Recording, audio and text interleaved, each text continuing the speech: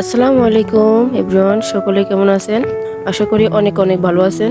তো আলহামদুলিল্লাহ আমি অনেক ভালো আছি। তো আজকে আমি আপনাদেরকে একদম সহজে একটা কাঁথা ডিজাইন করে দেখাবো। সঙ্গে থাকুন, তো অবশ্যই শিখতে পারবেন।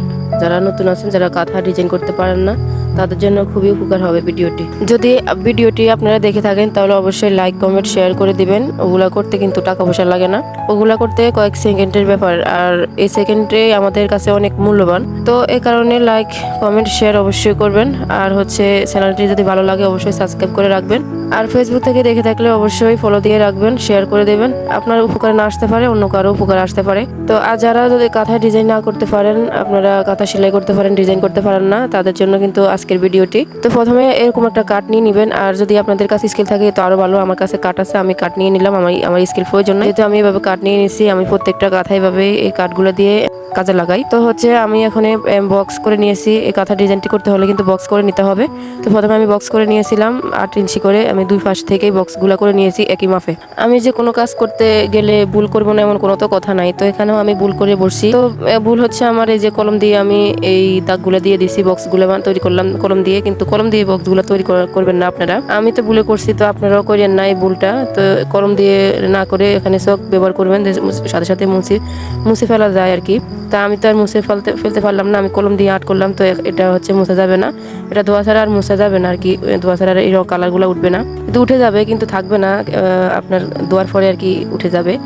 তো এখানে ডিজাইন করার পর নিয়ম হচ্ছে এই দাগগুলোকে মুছে ফেলা আর কি। চক দিয়ে দাগগুলো দিলে পরে সহজে মুছে ফেলা যায়। তো প্রথমে হচ্ছে বক্সগুলো করে নিলাম। তারপরে হচ্ছে বক্সের ভিতরে এই দাগগুলো দিয়ে দিবেন, প্রথমে একদিক থেকে পরে অন্য দিক থেকে।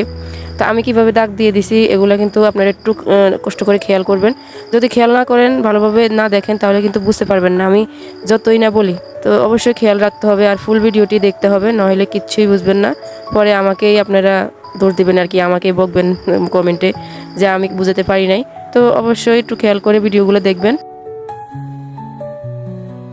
তো প্রত্যেকটা দাগের মাথায় মাথায় কিন্তু এগুলা দিয়ে দিবেন। আমি কিভাবে দিচ্ছি সেগুলো একটু খেয়াল করেন, একটু দয়া করে খেয়াল করিয়েন।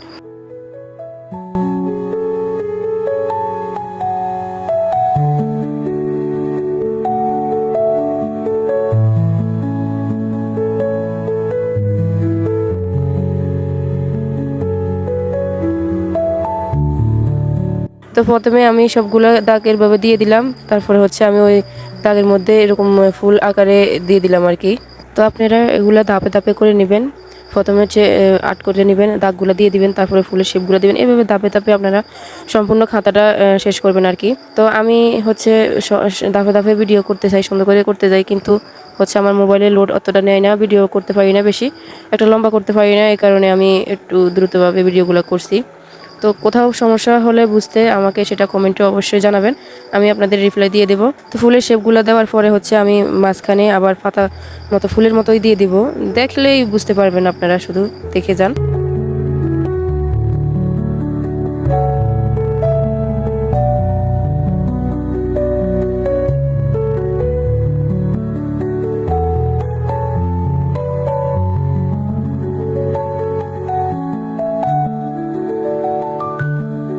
তো প্রতিটা পাতার মাঝখানে মাঝখানে আমি একটা ফুল দিয়ে দিলাম। তারপরে ভিতরে আমি আবার পাতা শেপ দিয়ে দিয়েছি। এই পাতাগুলার মানে ফুলেরগুলোর ভিতরে আবার পাতা শেপ দিয়ে দিয়েছিলাম।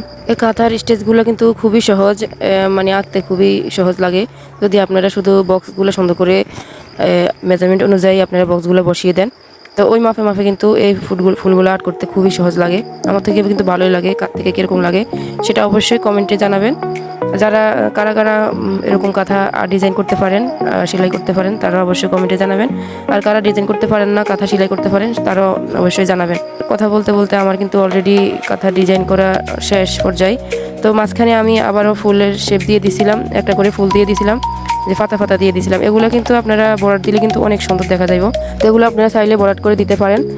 আর হচ্ছে ভিতরের পাতাগুলোকে ছোটো ছোটো যে পাতাগুলো দিয়েছি ওগুলোকেও বরাট করে দিতে পারেন, কিন্তু কাঁথাটা খুবই সুন্দর হবে। আর এখানে কাঁথার স্টিচ দিবেন সবসময়, কাঁথার মধ্যে কাঁথার স্টিচ দিলে কিন্তু ভালো লাগে। আর হচ্ছে আমার কিন্তু অলরেডি কাঁথা ডিজাইন করা শেষ। তো সবাই ভালো থাকবেন, সুস্থ থাকবেন, আর আমার জন্য দোয়া করবেন। আর অবশ্যই ভিডিও দেখবেন, লাইক কমেন্ট শেয়ার অবশ্যই করবেন। তো সবাই ভালো থাকবেন, সুস্থ থাকবেন। আল্লাহ হাফেজ।